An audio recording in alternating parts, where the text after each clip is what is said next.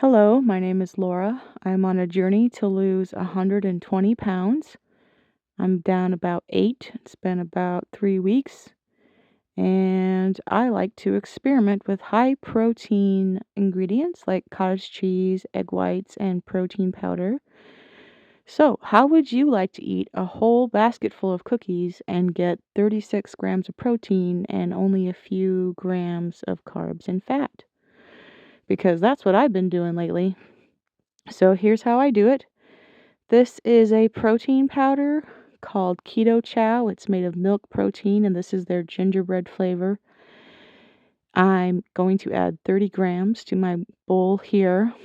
Now, if you want to make these cookies, of course, you could use a different protein powder. You could use a whey or a casein or a pea protein or whatever you want. It's just going to be a little different than the texture I'm going to get with this, since it's a mixture of both whey and casein. Since it's milk protein, Keto Chow also, of course, has sweetener. It's sweetened with sucralose. It has some salt in it, and it has vitamins and flavoring. So, yeah, if you use a different protein powder that's not the same, you might want to add some salt to the recipe. I don't add any other salt besides what's in the Keto Chow. Next, I'm going to add some flour. This is a keto flour blend. I make this with a recipe made by a woman named Victoria. Her website is Victoria's Keto Kitchen. You can also find her on YouTube. This blend is made of almond flour, egg white protein, bamboo fiber, psyllium husk, and xanthan gum. You could use just almond flour. When I first started making these cookies, I did 30 grams of almond flour. That worked great.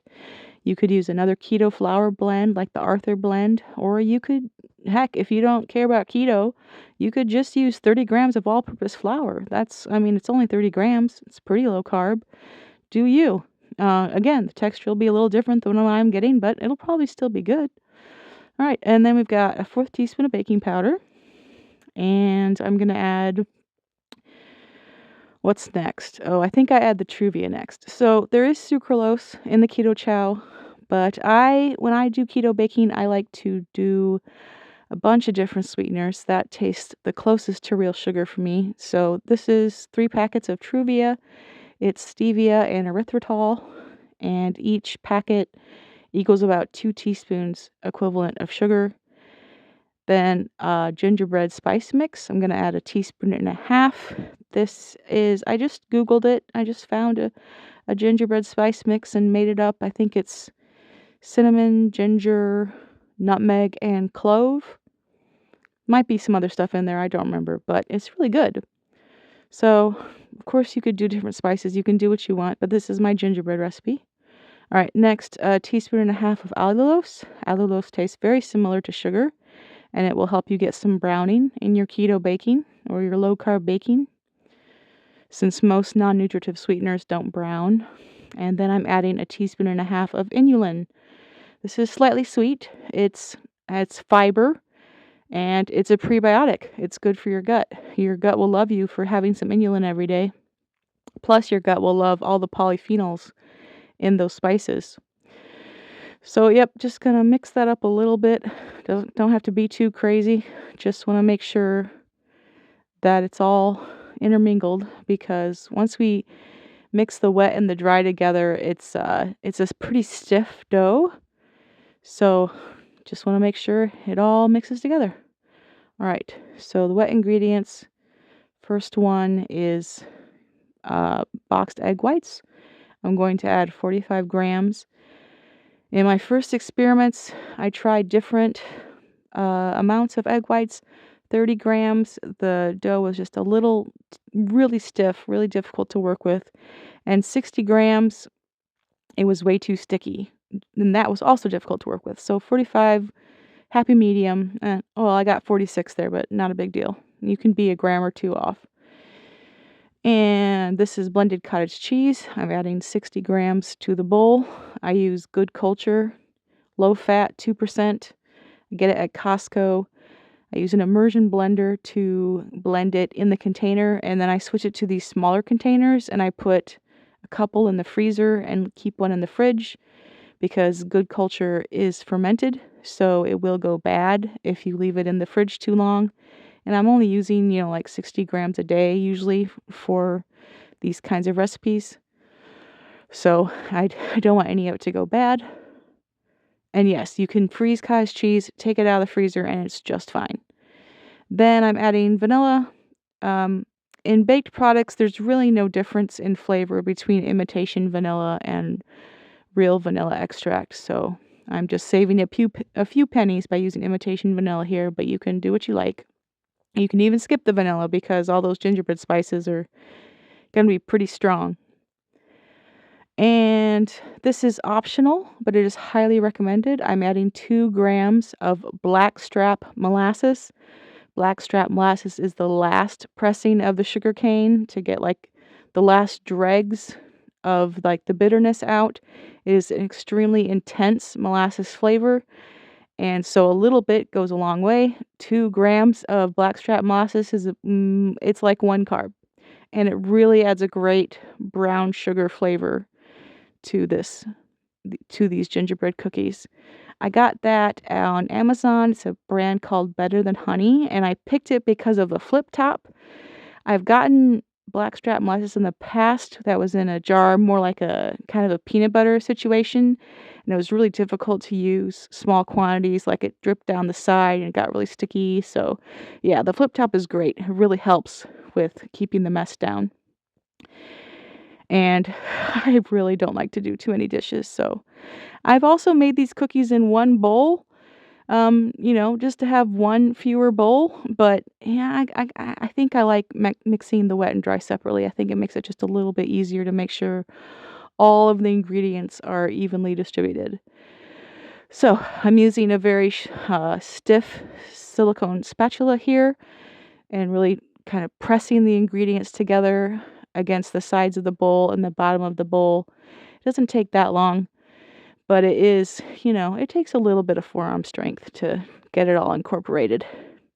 These cookies mix up in about 10 minutes and they bake in 15. So usually what I'll do is I'll cut up the cookies, like I bake them, and then while that one batch is baking, I'll make my next batch so that I will always have cookie dough in the fridge for whenever I want to make some cookies. So yeah, you can also make them like right away. You can mix up the dough and then immediately drop it onto a silicone baking mat or parchment or whatever you like to use and bake them immediately. They'll be just fine. But this is, it's a little bit of meal prep while also giving me something to do while I'm waiting for my cookies to bake.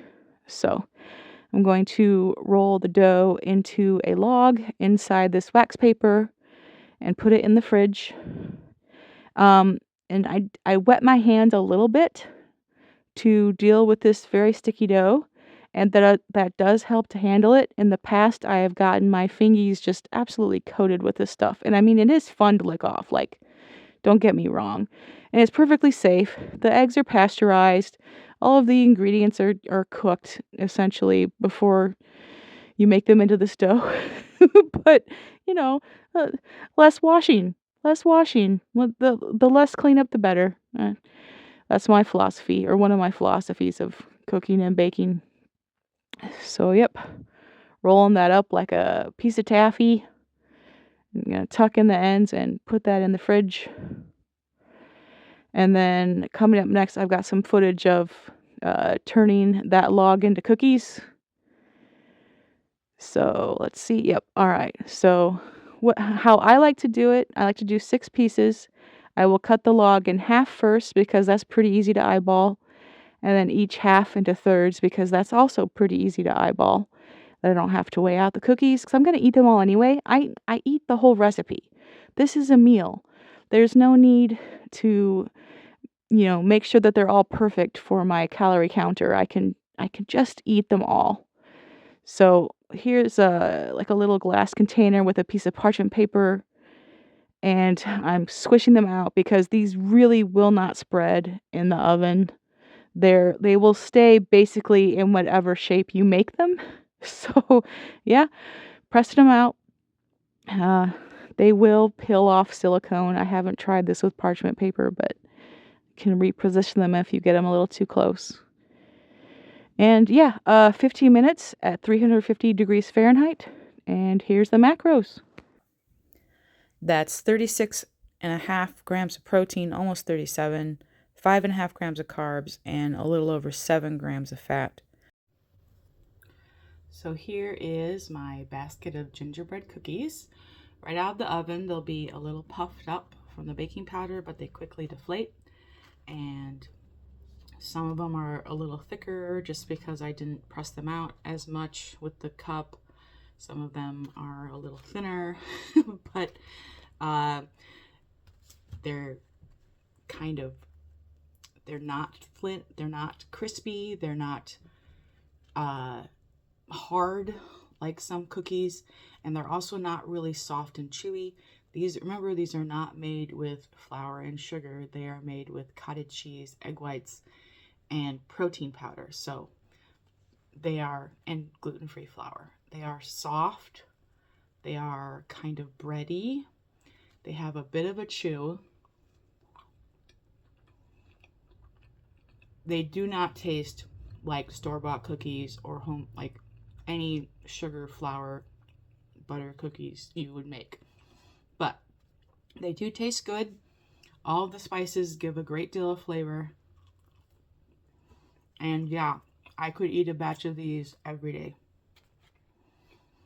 The gingerbread flavor has always been something I've enjoyed since I was a kid. And now I can eat it in a way that really satisfies me and fills me up for less than 300 calories. Like, this will keep me full for half the day, probably. So, thanks for joining me. I will be happy to show more variations of these cookies as well. I've been experimenting with trying to make like a really strong ginger snap, like those double ginger snaps from Kroger. Like, that's, I want that kind of sharpness. Have not quite got it yet. See you later.